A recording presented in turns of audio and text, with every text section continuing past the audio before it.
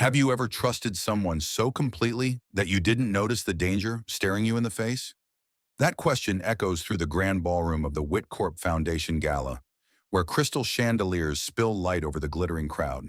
In the center, Alexander Whitfield, known as Alex to his inner circle, lifts a monogrammed champagne flute to his lips, unaware that one small voice will shatter the night's illusion of elegance and security.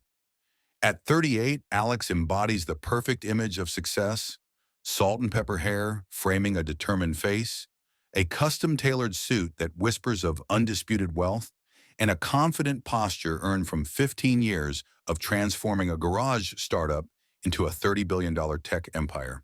The occasion is philanthropy. Tonight he celebrates new funding for the Chicago Southside Community Center's computer lab, where his company's youth access programs have given underprivileged kids a chance to learn to code, build robots, and imagine futures beyond their neighborhoods. In a quiet corner, 8-year-old Zora Jackson watches the scene with solemn curiosity. Small for her age, she stands upright in a neatly pressed school uniform, her tiny braids threaded with colorful beads like tokens of her own ingenuity. Her mother, Janelle Jackson, glides through the crowd in a crisp catering uniform, her professional composure masking the sting of years spent job hunting in tech, only to find doors closed because of her background. Zora's keen eyes, unclouded by adult assumptions, catch something no one else sees. As Victoria Harrington, Alex's fiancée of 2 years, drifts toward the bar, her blonde hair sculpted into a perfect updo, the girl notices Victoria discreetly slip a small packet from her clutch into Alex's personalized glass. In a seasoned motion, Victoria stirs the powder beneath the drink's golden bubbles, then returns to Alex's side, offering him the poisoned toast without a twitch of guilt.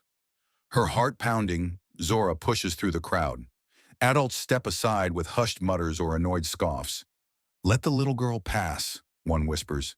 "She's just a child." But Zora doesn't hesitate. She reaches Alex just as he raises the glass.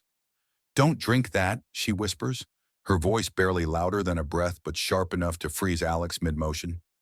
His eyes widen. The flute trembles in his hand. The room falls silent. Suspended between innocence and indifference, Zora stands tall. "There's a drug in your drink. Your fiancé put it there," she continues. "I saw everything." Gasps ripple across the crowd. Victoria's perfect smile falters, just for an instant, before she laughs it off. "Children and their fanciful imaginations," she purrs, her tone honey-sweet, but cutting like ice. "Don't indulge her, Alexander." She reaches for his arm, as if to guide him away from this embarrassing disturbance. But Alex, eyes darting between his fiancée and the trembling child, feels an instinct he cannot ignore. Without taking a sip, he caps the conversation with a calm authority that leaves Victoria momentarily speechless. Discreetly, he tips the champagne into a potted orchid and hands the flute to a nearby security guard. Then he lowers his voice to Zora. "Can we talk somewhere quieter?" He leads her to a plush velvet settee by the dessert table. Janelle arrives seconds later, cheeks flushed with worry and embarrassment. "I'm so sorry, Mr. Whitfield. I'll—" "Not at all," Alex gently interrupts, kneeling to meet Zora's eyes. "Thank you." He glances at Victoria, who, forced into a tight-lipped smile, is already charming a passing donor to divert attention.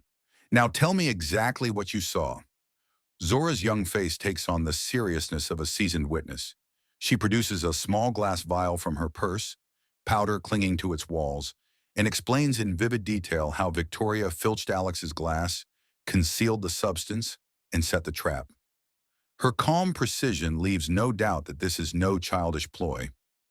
Victoria, sensing the shift in atmosphere, strides over. "Alexander, darling, what's happening?" Her voice rings with innocent concern, but her cold gaze locks onto Zora with contempt. "You're embarrassing me in front of our friends." Alex rises, placing himself between them. "Victoria, would you mind waiting outside for a moment?" His tone brooks no argument. The words hang in the air, an invitation and a challenge. Victoria hesitates, lips pressed together, then sweeps past with a theatrical sigh. As she retreats, Alex turns back to Zora and Janelle. Security footage of the bar is already being requested. Guests murmur about scandal and betrayal, but Alex is focused entirely on the small girl before him. "Zora," he says softly. Will you and your mother come by Wit Corp headquarters tomorrow?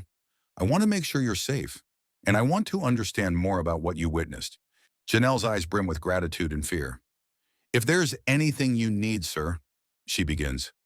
Please, Alex interrupts, smiling kindly. Call me Alex. He slips a private business card into Zora's hand. If you ever need anything, me, my company, call this number. Zora closes her fingers around the card, eyes shining with a mix of pride and apprehension. Victoria's departure echoes through the vast room, but in this moment, every crystal glimmer and designer gown fades away. All that matters is the bond formed between a billionaire who once believed only in data and algorithms, and a child who saw the most dangerous variable of all, human betrayal. As they leave the ballroom, the question remains, what will Alex discover in the security tapes? And how far will he go to protect the little girl who trusted her instincts over every glittering illusion around her? The morning after the gala, sunlight pierced Alex's penthouse office in sharp, accusing beams. He sat behind his walnut desk, eyes fixed on the laboratory report laid before him, confirmation that the champagne had been spiked with a potent sedative. My heart still races imagining that moment. A billionaire, about to toast his own success, saved by an 8-year-old's courage. It's a reminder that sometimes the smallest voice carries the greatest weight. Alex summoned the head of security and quietly instructed him to pull every frame of bar area footage. As the grainy video looped on the widescreen, he leaned forward, studying Victoria's graceful approach to the silver tray. She moved like a practiced illusionist, at once elegant and unremarkable, until her slender finger dipped into the flute. Watching it unfold, I couldn't help but think how easily privilege disguises malice. Later that afternoon, Alex invited Janelle and Zora to Wit Corp headquarters under the pretext of a scholarship discussion. I admire his instinct to protect and empower them, even as the corporate world bristled around their presence. In the gleaming glass lobby, security guards subjected Janelle's credentials to exaggerated scrutiny. Her community center badge checked twice, her tote bag searched as though she were hiding contraband. It was infuriating but not surprising. Bias often masquerades as procedure. As they rode the elevator to the executive level, two assistants exchanged glances, thick with unspoken questions, about why a catering staff mother and her daughter warranted a meeting with the CEO. Victoria was waiting just outside Alex's office, her smile as carefully constructed as a polished facade. I rescheduled my morning, Alex, she purred. We wouldn't want any misunderstandings about who belongs here. Her meaning hung in the air. I shudder at how smoothly she weaponizes condescension. Inside the office, Alex closed the door and addressed Janelle directly. Your experience in cybersecurity could reveal what our team missed. I'd like you to audit our systems. Janelle's surprise gave way to resolve. Despite facing daily microaggressions, she was determined to help. Zora watched from the corner, her serious gaze surveying every detail, camera placements, employee badges, murmurs in the hallway. Her presence felt symbolic of how fresh perspectives expose entrenched blind spots. Over the next few hours, Janelle's expertise bore fruit. She uncovered irregular data transmissions, packets sent to an external server disguised as routine backups. Watching her dissect lines of code, I was struck by both the elegance of her logic and the absurdity that such talent had gone unrecognized for so long. Meanwhile, Zora hovered over security logs, pointing out times when Victoria excused herself from meetings at precisely 3-minute intervals. She's checking on something, Zora observed. I find it remarkable how children notice patterns we adults dismiss as trivial. Outside, Victoria orchestrated her own narrative. Within hours, tech blogs buzzed with rumors of internal turmoil at Wit Corp, framing Alex's insistence on Janelle's involvement as a sign of CEO paranoia. Victoria's PR machine rolled out talking points suggesting Janelle was exploiting charity ties for personal gain, and that Zora, a troubled child, had been coached to fabricate claims. It's painful to watch prejudice transform truth into scandal. By late afternoon, Alex and Janelle reconvened in his private conference room. He placed a thumb drive on the table. I've compiled everything you found. Now we need to cross-reference with video evidence. Zora, entrusted with securing copies of the footage on her tablet, nodded. I admire how Alex treats her as a peer in this dangerous game, recognizing that courage deserves respect regardless of age. As dusk settled, the trio faced their first major setback. The security chief announced that only employees with full corporate clearance could access certain server logs. Janelle's clearance was revoked, citing unforeseen protocol changes. It was a blatant move to stall their progress. Watching them push back, Alex leveraging his executive authority, Janelle calmly presenting her credentials, and Zora waiting in silent solidarity, I was reminded that persistence can chip away at the hardest stone. Their day ended with more questions than answers, but also with a strengthening bond. Over takeout in Alex's living room, they plotted their next steps. Enlist a trustworthy forensics team, obtain unfiltered server access, and, most critically, gather proof of Victoria's outreach to Wit Corp's competitors. Zora, doodling social maps of Victoria's interactions, declared, she's using relationships as spies. Her insight cut straight to the heart of the conspiracy. As they parted ways late that night, Alex paused at the door. Thank you for believing a child and a working mom when everyone else doubted you, he said, voice thick with gratitude. Janelle and Zora exchanged a look, an unspoken acknowledgement that they were no longer invisible, that their observations mattered. In the hours before sleep claimed him, Alex drafted an urgent email to his legal counsel, attaching Janelle's findings and Zora's footage. He exhaled, steeling himself for the battles ahead. It's in moments like these, when privilege confronts prejudice and truth challenges deception, that real change begins.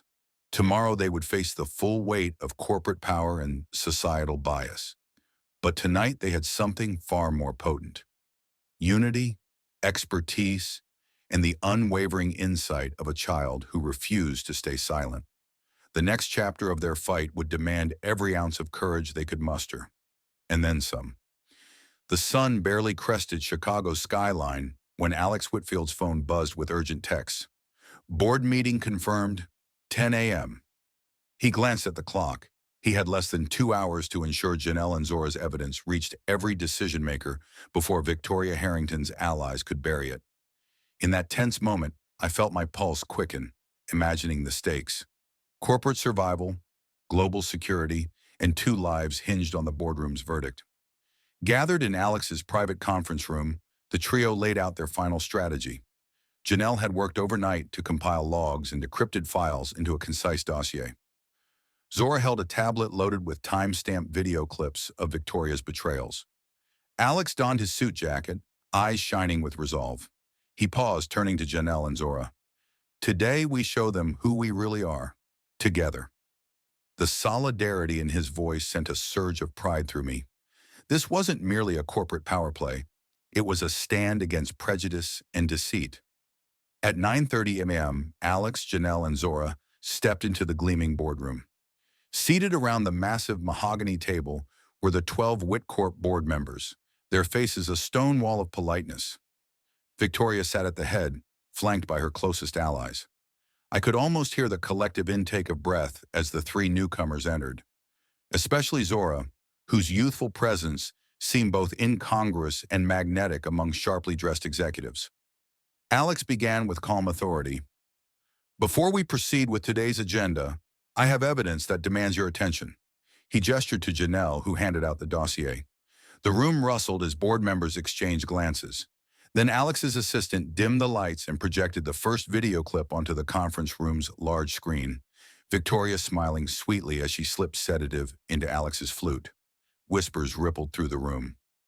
Next, Janelle presented her findings, data flow graphs revealing encrypted transmissions to Riker Technologies, internal memos showing Victoria instructing employees to fabricate financial irregularities, and login records timed to her bathroom breaks.